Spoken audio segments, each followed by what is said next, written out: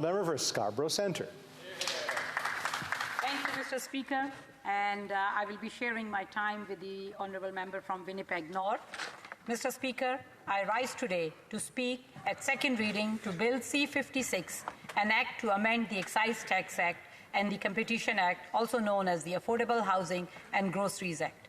I believe this is an important and very much needed piece of legislation.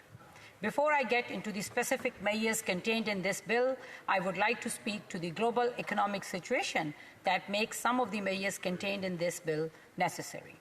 The world is experiencing a global inflation crisis. Canada is not an island, and we are not immune to the factors that are driving higher prices around the world. From the COVID-19 pandemic to the illegal Russian invasion of Ukraine, from supply chain challenges to climate change impacting harvests, causing crop failures, inflation is an inescapable global phenomenon. Compared to our G7 allies, Canada has fared very well. In August, Canada's inflation rate was measured at 4%, according to the data published by the Financial Times. This is just behind Japan and almost tied with the United States, and compares to 6.7% in the United Kingdom, 6.1% in Germany, and 5.4% in Italy. COVID-19 was an unforeseen and unimagined global crisis. The world essentially ground to a halt. Canada has fared relatively well through the pandemic recovery, thanks to the resiliency of the Canadian economy and in part to the programs to support Canadians and businesses to allow them keep paying their bills when we had to stay at home and many businesses had to close their doors. Without that support, I shudder to think of where we would be now. However, just because Canada is doing better than many of our peer countries, that doesn't make the impact on the day-to-day lives of regular Canadians any less real. Several factors are driving rates in Canada, including energy prices and food prices. I have had many meetings on the issue of affordability. I've heard this loud and clear from my constituents in Scarborough Centre. It was a consistent theme whether I met them at the local events or on their doorsteps or in my constituency office. People are hurting and people are worried. More and more Canadians are having difficulty making ends meet. They are having to stretch every paycheck further and further. Access to affordable, suitable housing has been a problem in our community for far too long. Rents are out of control. Home ownership is for many an elusive dream. Interest rates are high, and it costs so much more just to cover the necessities of life, like putting food on the table. Grocery bills have skyrocketed. The Grace Place Church operates one of the several food banks in my community. And Pastor Amos tells me demand has increased from 14,000 visits per month during the pandemic to 20,000 per month today. This is not sustainable. I have taken these messages to the government, and I am pleased to say that Bill C-56, the government is listening. No one mayor or mayors are going to be a silver bullet, but the steps outlined in this legislation will have a meaningful impact. Let me speak first to housing, which is an issue I have raised several times in this House. We need to be clear and unequivocal. There is a housing crisis in this country. We need to build more housing of all kinds. We need to build houses and rental units. We need more affordable housing of all types. We need to build senior homes and long-term care and student housing. We need more supply, and it needs to be affordable as well as accessible. And we need more smart density, especially around the transit hubs.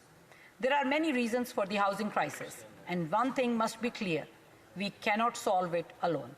Every level of government has a role to play. The federal government, the provinces, and the municipalities all have levers and responsibilities, and all must come to the table, put politics aside, and work for the good of all Canadians. As a federal government, we have limited levers, but we do have a big one. We have money. We need to come to the table with serious dollars that we expect the provinces to match or at least make major contributions to as well. But if we just put money on the table, we will have failed. In healthcare, we use federal funding to enforce national standards of care. Likewise, with housing, we need to make federal dollars contingent on specific changes needed to address the housing crisis and make housing more affordable. We have already seen this with the government's Housing Accelerator Fund by making municipalities agree to loosening residential zoning restrictions to allow for more density and accelerating affordable housing projects as a condition to receive funding, federal funding. Our government is using federal dollars to help drive change at the municipal level that will see more smart density and more affordable homes built. It is an important step to addressing housing affordability. Clearly, we need to do more, and with this bill, we are building on the steps we have taken. And I am glad that we are tackling the issue of rental units, which are a critical part of our housing ecosystem.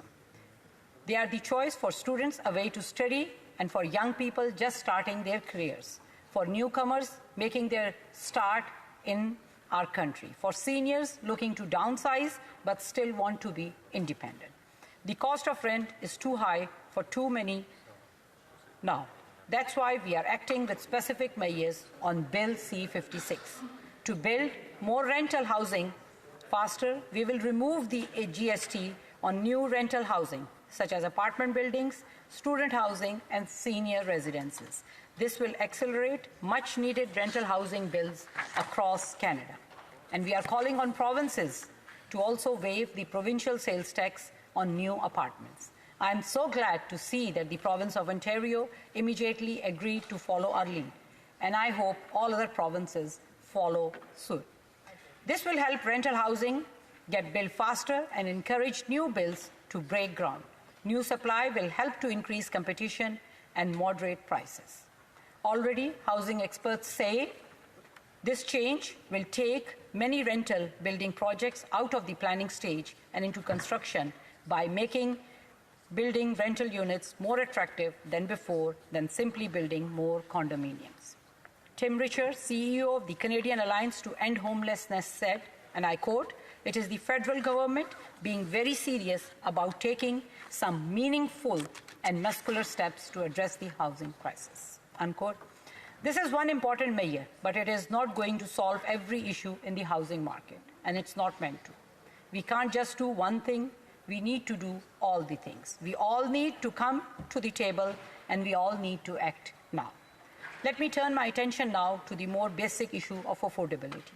We have taken many actions over the years to make life more affordable, especially for the middle class and those working hard to join it. The Canada Child Benefit has put more money into the pockets of Canadian families that need help the most every quarter. This thanks in part to this tax-free income-based support that low to middle-income families with children, there were 782,000 fewer children living in poverty in 2020 compared to 2015. That's a big deal. I've heard from many families in my riding how the CCB has literally been life-changing. Another major step we took in cooperation with the provinces, but largely funded by the federal government, has been the Canada-wide Early Learning and Childcare Program. In Ontario, most families' childcare costs have already been cut in half and will soon go down to $10 a day. This is saving families thousands of dollars. And we continue to expand dental care for lower-income Canadians, starting with children and seniors. These measures have been impactful, but with inflation driving up the cost of everyday life, we need to do more. I've spoken to food bank operators in my riding. Demand spiked through the pandemic, and it's still high today. That's why we are also taking action to stabilize grocery prices. Higher grocery prices have made it tougher for many Canadians and their families, all while grocers are increasing their profits. We are acting in both the near and medium terms. The one-time grocery rebate delivered up to $467 to a family to help them put food on the table. Last week, the Deputy Prime Minister and the Industry Minister met the CEOs of the 5 major grocers and made it clear that we expect concrete measures on how they can stabilize food prices with a plan by Thanksgiving. We will make it easier to crack down on unfair practices that drive up prices and make it harder for local grocers to compete, to protect Canadians and help them with the cost of the groceries. I look forward to the debate on this bill. I look forward to constructive suggestions on how it can be made better, and I look forward to working with all parliamentarians to make life more affordable for all Canadians. Thank you, Mr. Speaker. Hear, hear.